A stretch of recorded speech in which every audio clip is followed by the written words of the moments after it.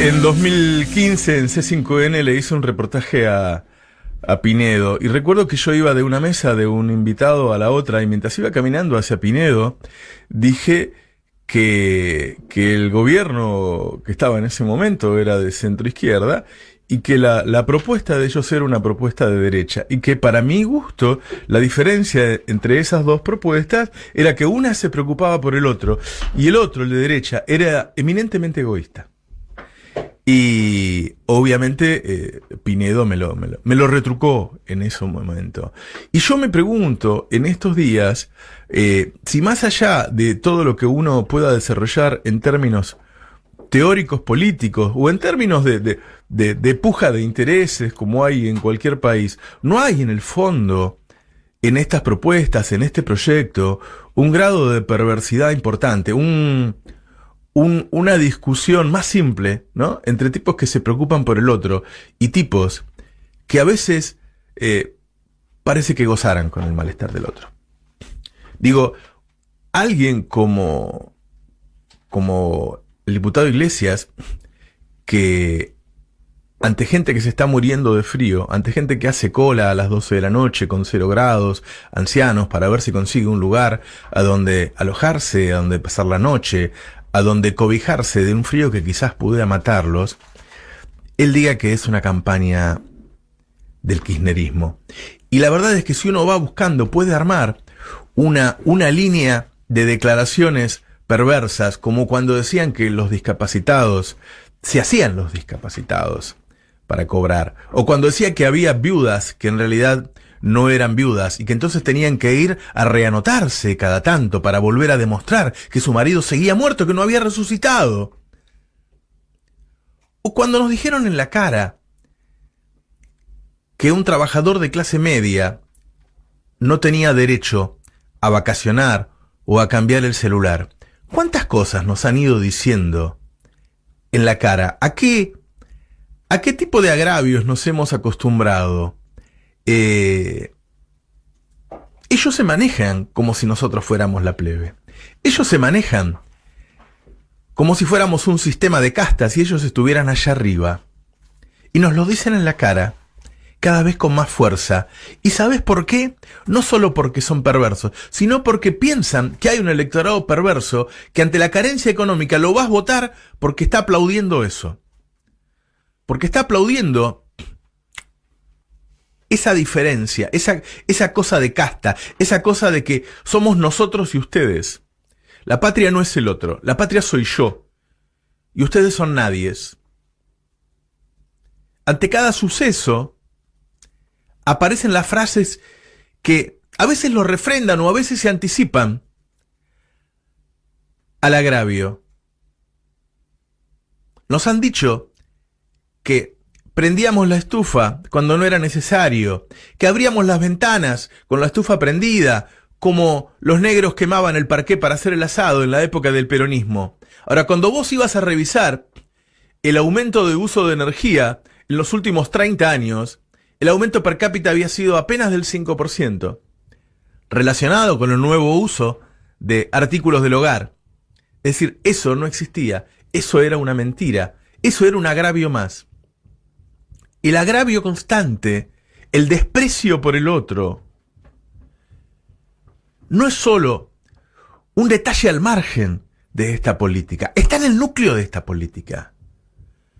Cuando vos tomás decisiones que hacen que el pan cueste más de 100 pesos o la leche cueste más de 50 pesos, hay un costado perverso en todo eso.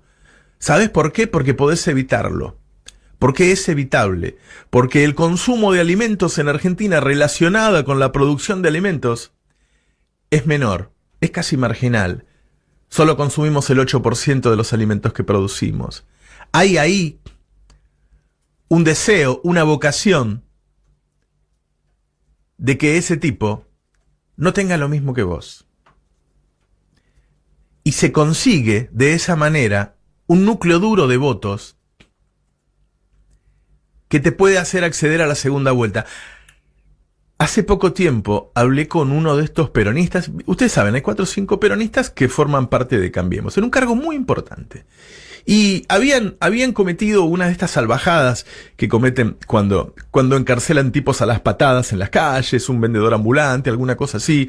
Y yo les pregunté por qué lo hacía. Y me dijo, porque respondo a nuestros votantes. Porque no tengo para darles otra cosa, entonces le doy esto, porque a nuestros votantes les gusta esto. Me lo dijo, un alto funcionario de Cambiemos. Me dijo que lo hacían a propósito. Y lo hacen a propósito. Ahora, entonces, tenemos que reflexionar más allá de esta elección. Tenemos que reflexionar sobre que lo que nos separa de ese otro, que esa grieta quizás sea más profunda. Quizás estemos hablando de personas que convivimos en esta tierra con sensibilidades más que distintas, antagónicas. Entonces, si es así, si esto que yo propongo como hipótesis es cierto, el trabajo para cohesionarnos, porque no nos queda otra que cohesionarnos, obviamente. La propuesta no es ni entrar en guerra ni dividir el país en 2 partes, pero será mucho mayor. Entonces el esfuerzo es mucho mayor. Si la propuesta de ellos es el odio y la nuestra el amor al otro, la pucha que distinto. Si nuestro candidato dice terminemos la guerra al mismo tiempo que ellos lo atacan, entonces qué complicado. Digo, porque el año que viene, hoy por hoy lo más factible es que ganen los Fernández la elección. ¿Y cómo va a ser ese país? Porque esa propuesta del odio está consolidada, está organizada, es potente, es respaldada por el poder económico, por el poder financiero, por los Estados Unidos, por el vecino Bolsonaro. ¿Cómo va a ser eso? Por más que vos tengas la administración del Estado, esa propuesta del odio, el otro es menos que yo, el otro es despreciable, ¿en cuánto va a influir en la política del gobierno? ¿Estamos en capacidades de devolver al menos alguno de los derechos, por lo menos los que la situación económica nos permite? ¿Qué va a pasar cuando se plantee volver al plan remediar? ¿Van a decir que tomamos medicamentos de más? ¿O cuando intentemos asegurar un precio de la leche que la gente pueda consumir? ¿Van a decir que son planeros? Lo que han hecho ellos en estos 4 años es generar un núcleo duro de odio tan importante que hoy es un dato político en Argentina. Ellos pueden ganar o perder la elección, pero el cambio cultural que han logrado, consolidando viejas ideas conservadoras y un gorilismo latente, pero dándole una vuelta más,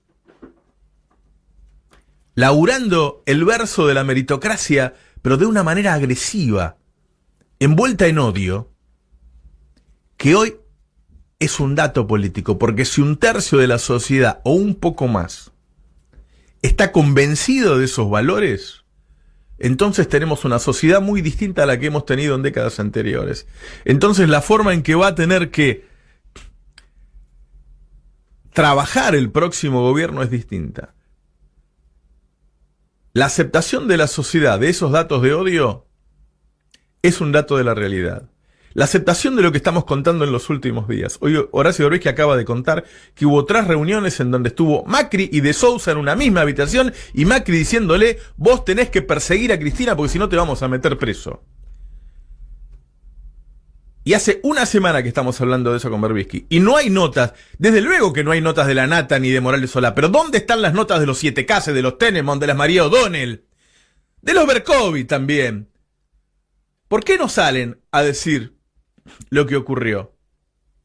Contó el otro día Horacio Berbisky que cuando lo estaban echando del diario que fundó, Página 12, el dueño le dijo, ¿sabés qué pasa? Me van a meter preso, mi mamá llora todos los días. ¿A dónde está ese dato? Nos hemos acostumbrado a la mierda. Nos hemos acostumbrado, nos hemos degradado todos. Ese 30 y pico % que vive en el odio y los demás que lo aceptan. Los cómplices por miedo, los cómplices por interés, son un problema. Porque si tenemos un tercio que viró hacia el odio y tenemos otra cantidad, no sé cuántos, que lo aceptan,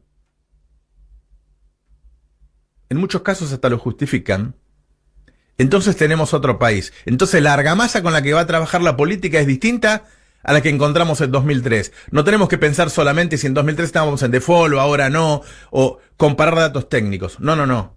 La política se hace sobre esa sociedad. Y esa sociedad cambió, y cambió para peor.